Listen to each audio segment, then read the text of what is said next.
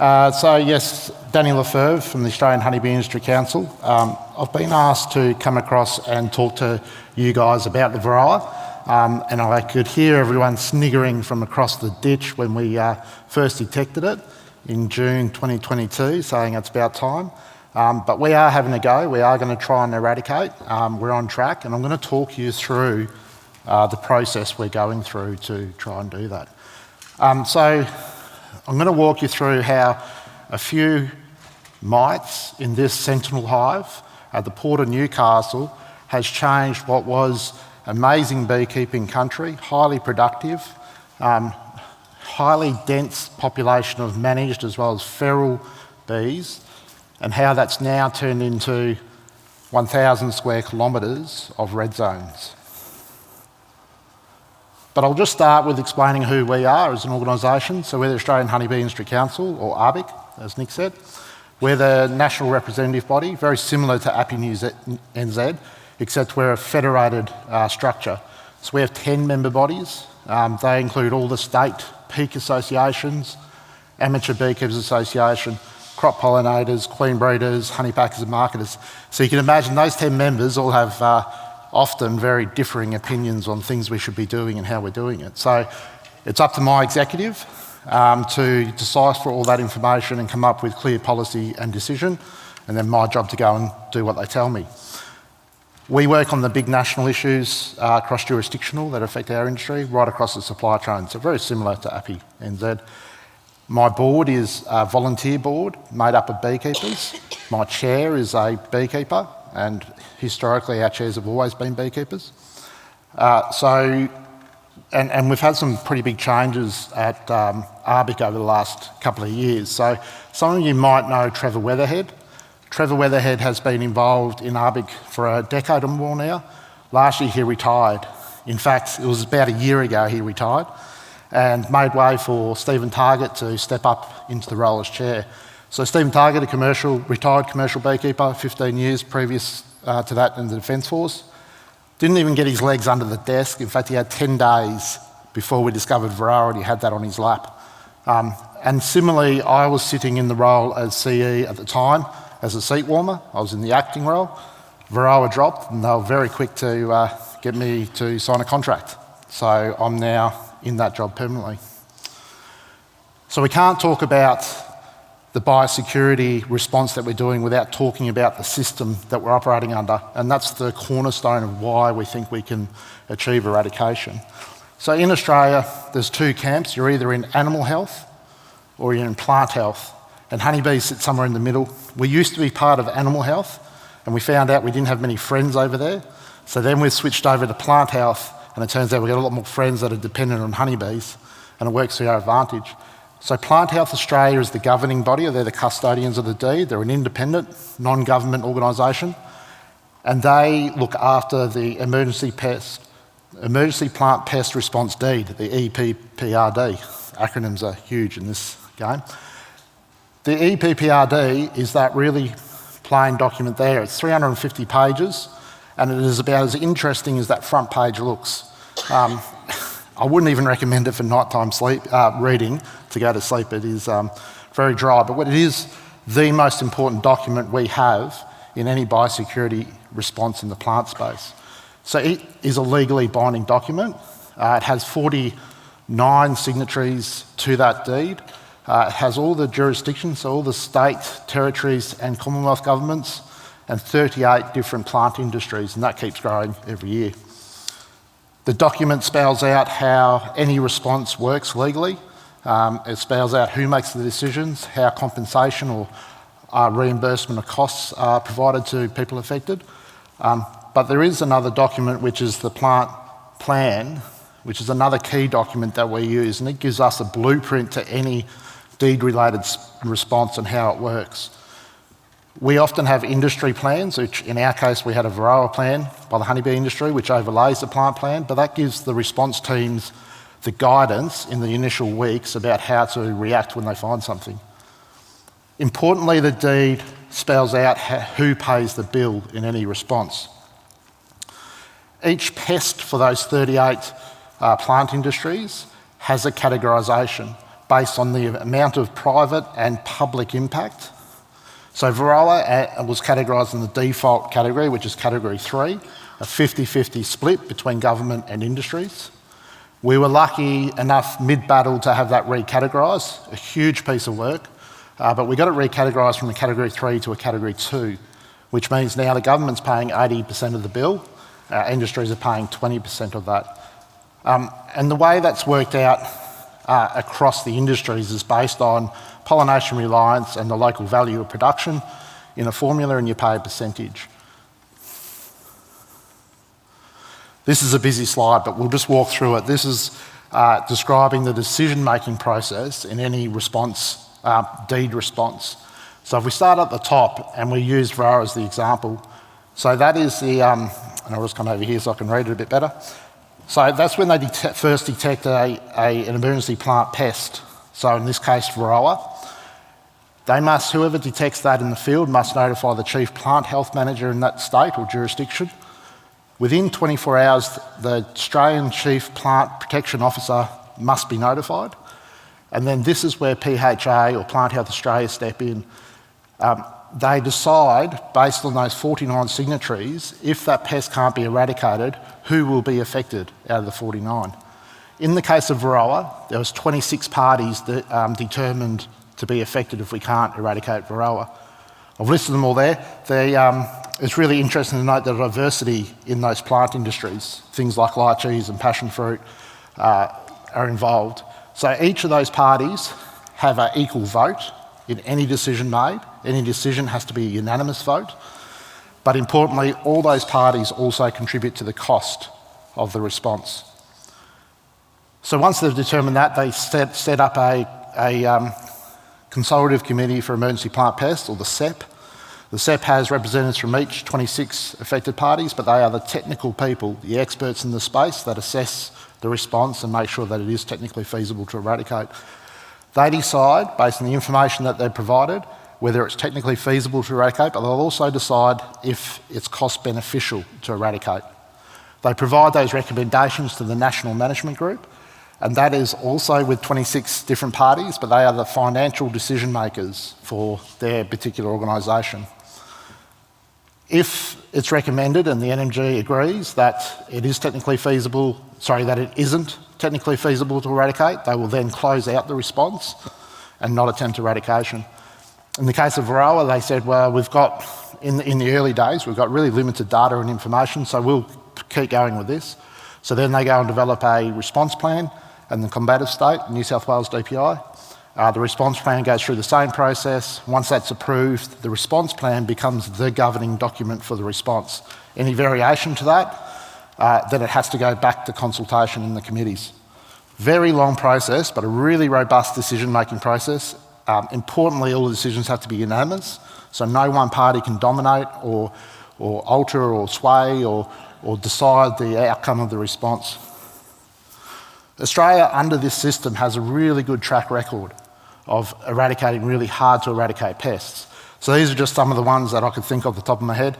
Citrus canker, Australia's eradicated that multiple times and it hasn't been eradicated anywhere else. Florida found it and they said this is too technically hard to eradicate and too costly, so they gave up. So Australia, another one there is a good example is white spotted prawns. So a viral disease spread through wild populations of prawns as well as farm prawns. Australia's eradicated that on multiple occasions. It keeps coming back into Australia through green prawns, believe it or not, and people using that for fishing bait. But there is a lot of pests that they decide very early that it's just not technically feasible, and so then they let that go through. This slide is just showing, based on the current response, which I'll get into the details, but just puts in perspective what we're dealing with compared to some other countries. And I always like comparing us to New Zealand, and I've found that a lot here since I've been in this hostile room for the last couple of days about how much New Zealanders don't like Australians. So I've got a comparison there, but we are dealing with 1,000 square kilometres compared to 30,000 for here, and a huge amount in the US. So it is a much smaller beast. We feel we probably are on the limits of being able to detect it early, but we've still got a good chance. So I'll talk about the response itself now, and again, how we've turned this whole area, and we're trying to remove all the bees out of it to get rid of the mites and return ourselves back to being free. Some people love stats, some people hate them, but I'll give you all the stats of the response to start with. So at the moment, as of today, we're sitting at 174 IPs, infested premises. As I said, just over 1,000 square kilometres of red zones. To date, the DPI themselves have done 44,500 hives. Now that's mats and strips. So going in, putting the strips in, the mats, then coming back 2 or 3 days later and pulling them out. Those mats then go to the lab. Eyeballs through microscopes are assessing each mat for presence or absence. And then that goes through into the data. So you can imagine how big a job that is. 217 commercial beekeepers, just over 3,000 recreational beekeepers affected now. 25,500 hives have been euthanased, which we'll talk about. We've got over 700 bait stations, fipronil bait stations deployed across the red zones. Every day in this response, we're having 180 staff on the ground, field staff, planning staff, operational staff. And at the start, or since the start, we've used just over 300 volunteer beekeepers to assist. When I put these stats up in Australia, the first question I get hammered with is, well, what are we doing to stop non-compliance? So I always put the compliance factor in there too. So there's been over 70 investigations. About half of those have now resulted in either fines, court cases, or letters issued to them, please explains. So they are pretty hot on it. To put the human face around this, the detection was on the Wednesday. I arrived in Orange on the Friday. In the top left picture there, that's the State Coordination Centre in Orange. There's 4 staff permanently based in there. On the Friday when I arrived, there was 4. By Saturday, that room was full. By the following Tuesday, they went through that black wall on the back there to the next room, a training centre. Set it up nice little cluster desks with each team working together, so planning and legal and ops over the back. A week later, they scrapped that idea and just went to straight desks and see how many people they could squeeze into one room. Behind this wall became the call centre, 12 people operating in there, operating phones for the public. And this also happened at the local control centre down in Maitland in Newcastle. So both of these stood up, and within a week and a half, 2 weeks, there was about 350 staff working in the response. These are all government personnel, and they were seconded from their day jobs to come in and work on this response, and even seconded from interstate to come in as well. So as quick as it stood up, I was there for about 4 months straight, and then I went home for a couple of weeks, and I came back in December, and this is what I came back to, a full room when I left. December, just a couple of people left. This room on your right is the call centre that I said was through that yellow wall, 12 people operating there. I came back and Tim, poor old Tim, was just on his own. So just the other day, Tim's a really nice guy. Give him a call through the hotline and have a chat. He's still there operating. They've given him a bit of a bigger desk. But he, just the other week, took his 10,000th call through the hotline. And so he's doing a stellar job. Arrives there on his motorbike every day. So it looks like chaos, but everyone in that room has a job. So they operate under the AIMS emergency response system, which means you have functional heads, planning, ops, safety, legal. Under that you have cascading jobs. So everyone in that room has a trainer report, a command and control, but they have a very specific job to do. So it looks like chaos, but the whole thing is operating under this blueprint, the plant plan, which is based on international best practice for biosecurity responses, which is a really simple principle. Delimit, contain, eradicate and monitor. Now, the current response is sitting, in terms of timeline, I'd like to think we're etching into containment. We're pretty confident we've got it contained, just finishing the first round of surveillance. But at the same time, which is not unusual for a response, but this response is eradicating at the same time as delimiting and containing. So we'll talk about delimit and containment and what that looks like for this response. So these teams, just to put a bit of perspective around that 44,500 hives that have been surveilled, this is one of the field crews. They're on a clean area, hives in the background, and they will go from the clean area, go and do the jobs, either put the mats and strips in or take them out. They'll set up a dirty area at the back, they have to come back, derobe, bag and tag, and that's either destroyed or cleaned. They have to sterilise all their gear, pack all their gear up into the car, and then go around to the next site. In this response, we were being blown away by just the level of recreational beekeepers in the area. It's semi-suburban, so they're having to go through this process to go and look at 2 hives. Go through that whole process, decom again, go to the next site, another 2 hives. So you can just imagine how long it's taking and how many teams it's taking to get through that 44,000 hives. They're doing it in all sorts of weather as well. And during summer, you know, you can imagine summer in Australia as well, 40 plus degrees, and they're out there doing it. This is just a picture to sort of show you how the response and the detections have been progressing over time.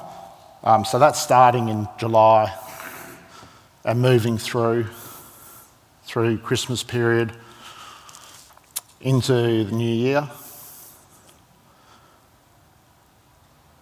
and then finishing in May. And so that's almost where we're sitting now. There's just been a small extension down here and another small extension up here, but we're sitting in that sort of period. So we had a lot of detections early, and it grew very quickly, and now it's really slowed up quite a lot because we're getting on top of it. In terms of the delimiting surveillance, these yellow crosses are showing cases. So a case might be 2 hives, it might be 100 hives, but it's showing each case that's had surveillance done.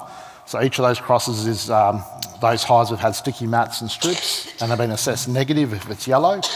If it's got the black cross of death, it means it has been positive and been euthanased. So it shows that there's been a lot of surveillance done, not just in the areas we've done detection, but right across. And a lot of these are tracing surveillance jobs where beekeepers have had a connection or a link back to the hotspot, and they're going out just to check to make sure none of that's transferred. A couple of clusters which were almond events, almond pollination, where they took advantage of doing intense surveillance. This is a bit of a closer snapshot. It's a bit of an older map, so it's a lot more populated now, but it's showing the amount of surveillance across this 1,000 square kilometre area and the sort of terrain. So this is Woolamai National Park, a World Heritage listed national park.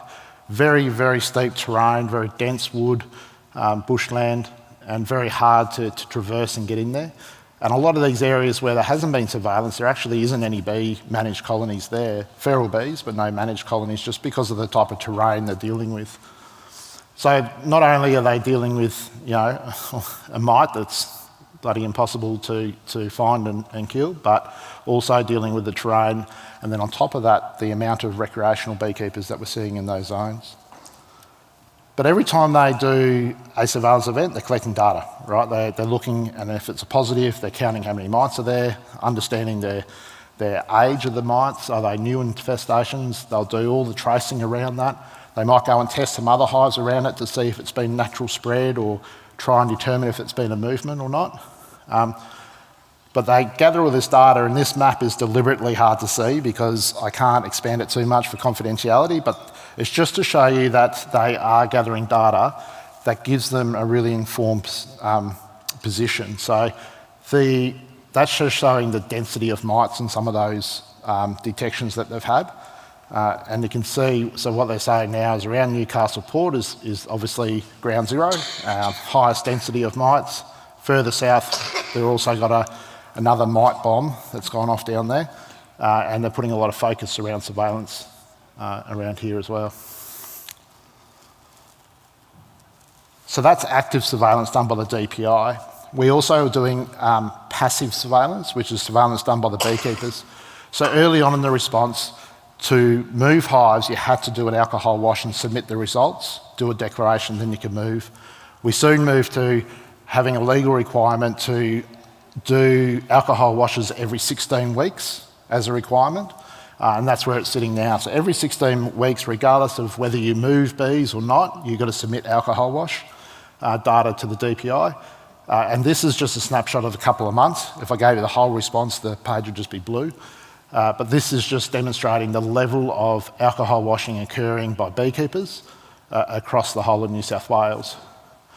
The epidemiologists from each of the states and New South Wales formed a working group and crunched all the numbers on all the passive surveillance and the active surveillance that was occurring. And they, with doing the statistics on it, have a 99.99% confidence that mites are not established outside of the zones. So that's given them enough confidence. There's been agreement nationally to adopt that paper, and that has meant that we've been able to allow some border movements. So some of these borders, New South Wales and Queensland and Victoria and New South Wales, have opened, still with restrictions, but it's allowed some business continuity. We've been able to get hives that have been stranded in New South Wales back, and also hives to move to pollination events. Each of these movement declarations are recorded, more data gathered. This is again just a snapshot of a couple of months, just to demonstrate the volume of information they're gathering. This is where the hives originate from, and the other colour is where they're dropping them off from. Each beekeeper has to do an online declaration. It's legally binding. They're declaring that they've done online training, they've done their alcohol washes, and that everything's true and correct. This is really powerful for when there's a new detection outside of the zone. They can quickly identify what beekeepers are nearby, where have they gone. They can go and check them up as a dangerous contact premise, a DCP, to make sure they're clear. So that's delimiting and containment, and as I said, we feel we're getting pretty close down this road to say that it is completely contained. Nearly finished the end of the first round surveillance, and then they'll start in the second round. So that's the surveillance. I'm going to talk a bit now about eradication and how that's working, and how that's been working in parallel to both delimiting surveillance and containment. And this is probably the hardest part of the response, the most emotional part of the response for everyone involved. A lot of the field crews, that 180 DPI staff that are on the ground every day, the field crews are actually beekeepers from the red zone, so have had their businesses euthanased and destroyed. So now they're working for the response. So there's beekeepers in the field that are having to do this work, euthanize other beekeepers' hives every night. So they go out at night, work under red lights, use petrol on a rag, put the petrol-soaked rag in the hive, then they wrap it up with plastic and fumigate that. Those hives sit in situ for a couple of weeks to make sure that all the bees are dead and all the mites are dead. And then another authority, Public Works Authority, comes and picks those up, takes them away and disposes of them. So I think I said before, 44,500 hives have been done this way. So a huge amount of work again. And very emotional for all these people involved, especially when you are doing this with recreational beekeepers that are really passionate and attached to their hives. So it's been quite a process to try and do that as sensitively as they can. Managed colonies are quite easy, right? You can see, you can touch them, you know where they are, you can follow them, kill them and wrap them up. It's the feral bee colonies that are the hardest thing for us to deal with in this response. Based on some of the work that's been done over here, the DPI took that work and worked on developing bait stations. These bait stations, they've got a cage around them to stop the big mammals knocking it over. Has Vaseline around it to stop insects crawling up. Has holes cut in the sides to try and deter any native off-target species coming in. And has big stickers on it to stop the big two-legged mammals going in there and having a slurp. Which it doesn't actually, they still go in and destroy them. They have a tray inside, so they have sugar syrup in there the whole time. The bees are trained on that sugar syrup. Once it gets to 300 bees a minute, they're able to switch the tray out, put a spiked tray with fipronil bait in, and the bees will come and collect that. They do that for an hour, and then they switch it back to the sugar syrup. There is a person that stands there and watches that bait station for the hour, and if they observe any off-target species, any native bee, dragonfly, anything like that, they shut it down. They switch it back and move on to the next one. Interestingly, they haven't had to do that a lot because once they get that 300 bees per minute visitation, the activity of the honeybees there deters all the other insects from coming there, which I think most beekeepers would understand. They're using attractants like boiling wax and honey to try and get some smell going, and this has been working even when there's a local honey flow going. They've still been able to do spikes in that area because they've been able to use that wax and honey to bring them in.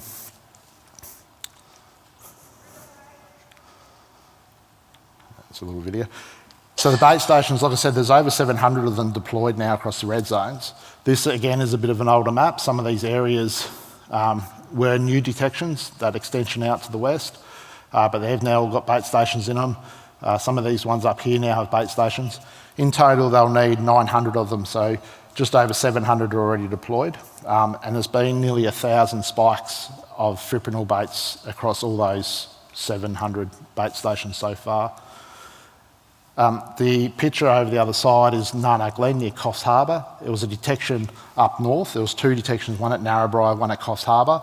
They were very recent movements of hives, very low numbers of mites and considered low risk. But it's just to show how they're spreading it out a bit better across there. But as I said before, this terrain's quite difficult through here.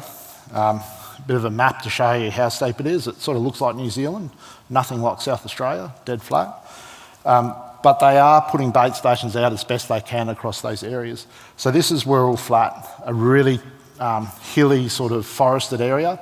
So they're using everything they can, side-by-sides, full drives, to get the bait stations out across those zones as best they can, to see how they're doing that.